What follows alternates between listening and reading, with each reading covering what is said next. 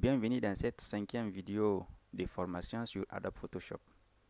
Dans cette vidéo, nous allons découvrir ensemble la fonctionnalité des menus se trouvant sur la barre de menu ici, à commencer par le menu fichier jusqu'au menu aide. Pour commencer, nous allons tout de suite dérouler le menu fichier. Qu'est-ce que nous pouvons rencontrer ici? Avec le menu fichier, nous pouvons créer un nouveau document, ouvrir un document déjà existant, parcourir dans Bridge. Bridge, c'est un plugin, une extension de Photoshop que vous pouvez ajouter pour gérer vos fichiers. Ouvrir sous, ça va nous permettre aussi d'ouvrir un document déjà existant. Ouvrir en tant qu'objet dynamique. Je vais vous expliquer plus tard quelle est la différence entre ouvrir et ouvrir en tant qu'objet dynamique. Ouvrir les fichiers récents. Là, ce sont les fichiers qui ont récemment été utilisés. Les fichiers dont nous avons déjà utilisé au cours de cette séance de formation se trouvent ici. Vous aussi, les fichiers dont vous avez récemment utilisé qui ne datent pas de longtemps apparaissent dans ce menu. Fermer va nous permettre de fermer l'onglet actif. Tout fermer, là, s'il y a plusieurs onglets, tous les onglets seront fermés. Enregistrer et enregistrer sous. Enregistrer, si vous avez un peu fait l'informatique, que ce soit le traitement de texte ou bien avec autre logiciel de présentation ou de tableurs, enregistrer sous va vous permettre d'enregistrer votre document et en lui donnant un nom ainsi qu'un emplacement. On dit aussi ça permet de créer une copie de sauvegarde. En enregistrant un fichier Photoshop, vous avez plusieurs types de fichiers que vous pouvez avoir. Par défaut, nous avons le fichier Photoshop PSD. Là, c'est le fichier document de Photoshop. C'est ces fichiers, c'est ces formats de fichiers. Si vous voulez enregistrer votre document et puis apporter autre amélioration plus tard, autre modification, vous l'enregistrez sous ce format. Et quand nous déroulons cette liste, nous avons plusieurs autres types de fichiers qui sont là. Nous avons par exemple le fichier PNG si nous voulons enregistrer des images transparentes. Nous avons aussi des fichiers au format JPEG. Une fois que nous avons terminé par exemple de travailler avec notre document, on peut l'exporter sous ce format pour avoir un produit final. De même aussi que pour le fichier PNG. La différence entre les deux est que vous pouvez enregistrer un document transparent avec le fichier PNG, ce qui n'est pas tout à fait possible avec le format JPEG. Vous pouvez aussi enregistrer vos documents sous le format PDF. Ça va vous générer aussi un document PDF. Si vous voulez par exemple l'imprimer plus tard, vous pouvez faire sous ce format. Il est de même possible d'imprimer les fichiers au format JPEG. Dans cette séance de formation, nous allons beaucoup utiliser le format JPEG, le format PNG et le format PSD. Bien, là c'est si vous voulez enregistrer votre document en lui donnant un nom et aussi un emplacement. Par exemple, là, je vais nommer ce document test 1. Et puis, le document sera enregistré dans un emplacement qu'on va lui spécifier.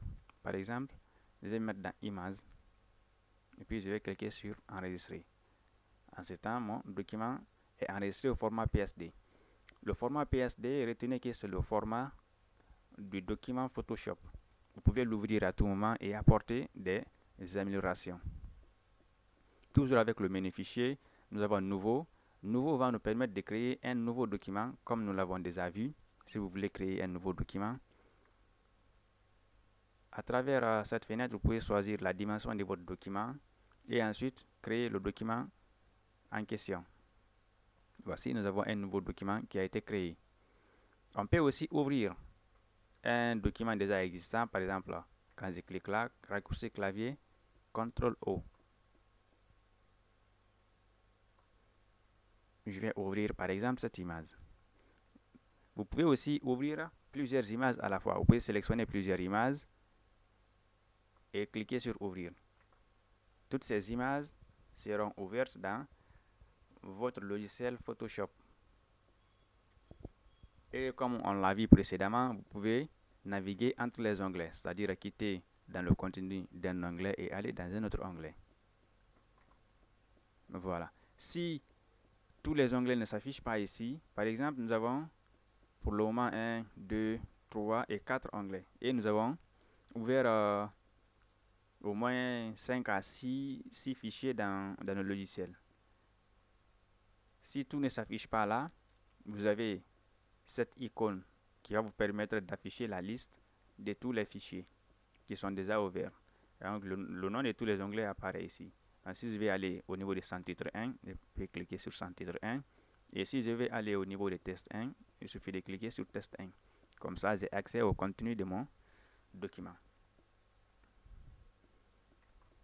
Nous avons aussi utilisé l'option importer et lier. Là, ça permet d'importer du contenu dans notre document courant. Le document courant ici, c'est test 1. Si nous voulons amener autre fichier à l'intérieur, on peut venir sur fichier et cliquer sur importer et lier. Bien.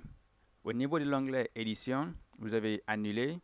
Annuler va nous permettre d'annuler une action et rétablir, c'est pour rétablir ici l'action que vous avez annulée. Par exemple, nous allons illustrer ça. Je vais supprimer mes deux calques qui sont là. Je vais par exemple travailler sur ces calques. Je vais les déplacer pour juste vous montrer à quoi ça ressemble, rétablir et annuler. Par exemple, j'ai effectué ces petits déplacements dans mon document. Si je vais annuler le déplacement que j'ai effectué, il me suffit de faire CTRL Z. Et voilà, les déplacements effectués ont été annulés. J'ai appuyé 2 fois et les 2 déplacements ont été annulés. Et si je vais rétablir maintenant la modification, c'est-à-dire les ramener à la place où ils étaient, il me suffit de faire CTRL ALT Z. Comme ça, ils seront ramenés à leur place, ce qu'on appelle rétablir, c'est-à-dire revenir à l'action avant, c'est-à-dire revenir à l'action précédente qui a été annulée. Vous pouvez le retrouver ici encore, rétablir, annuler. Vous avez aussi couper, copier, coller, ainsi de suite. Ce que vous avez l'habitude de faire par exemple là sous Word. Et aussi ayant les raccourcis clavier. Il est bel et bien possible de reproduire les mêmes actions ici. On a aussi cette option qui nous est beaucoup utile, la transformation manuelle, raccourci clavier CTRL-T.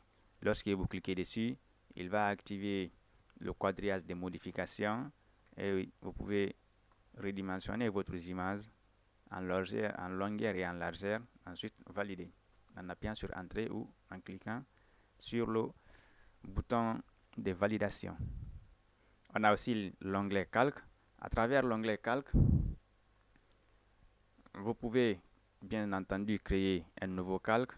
On va laisser les options là d'abord, copier le CSS, copier le SVG. Là, c'est une option qui est très utile pour les développeurs web par exemple.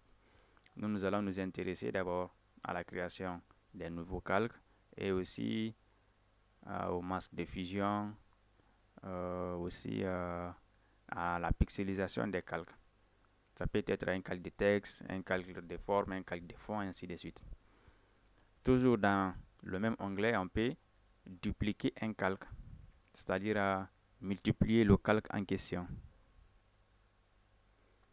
Au niveau de l'onglet texte, le menu texte aussi va nous permettre d'apporter des modifications sur les calques de texte. Pour le moment, nous n'avons pas encore créé des calques de texte. Nous verrons plus tard comment les utiliser.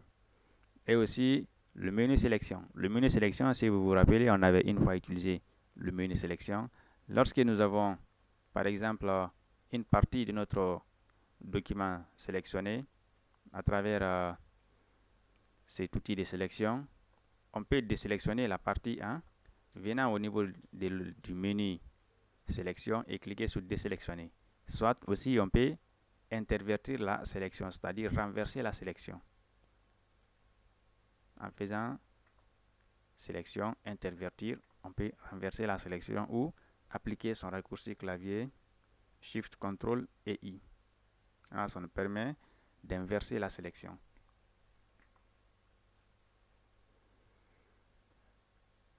Pour le moment, nous allons nous limiter ici avec la présentation des différents menus. Nous allons voir plus tard les autres menus, à quoi est-ce qu'ils vont nous servir dans la manipulation de notre document. Au niveau du menu affichage, vous pouvez retrouver ici l'option zoom, zoom avant, contrôle plus, zoom arrière, contrôle moins. Ainsi aussi, le menu fenêtre qu'on avait déjà vu dans la personnalisation de l'interface de l'écran, on peut afficher certaines palettes dans notre document, comme la palette de caractères ou aussi la palette historique, pour voir l'historique des différentes modifications qu'on a eu à faire dans notre document. Là, ça nous liste tout ce que nous avons fait dans notre document. Si nous voulons revenir en arrière, on peut revenir sur ces actions au niveau de la palette d'historique. Et si nous voulons fermer par exemple une palette, il suffit juste de fermer le groupe d'onglets, et ainsi que là aussi on peut fermer. Il y a fermer qui va fermer tout simplement le caractère. Le paragraphe n'a pas été fermé et pourtant ils étaient tous sur le même groupe d'onglets. Pour fermer un groupe d'onglets, il suffit de cliquer là et cliquer sur fermer le groupe d'onglets. Comme ça, s'il y a plusieurs palettes à l'intérieur de ces groupes d'onglets, toutes les palettes en question seront fermées à la fois. Nous allons limiter la vidéo ici pour ne pas qu'elle soit trop longue. Si vous n'êtes pas encore abonné à la chaîne, abonnez-vous dès maintenant et activez la cloche de notification. Vous pouvez me laisser en commentaire vos questions si vous avez des questions, ou me contacter à travers mon adresse mail ou à travers mon compte WhatsApp pour des assistances en ligne, ou bien si vous avez besoin si vous avez des questions à poser en privé, vous pouvez me contacter. Donc je vais laisser mon adresse électronique défiler en bas de l'écran ici.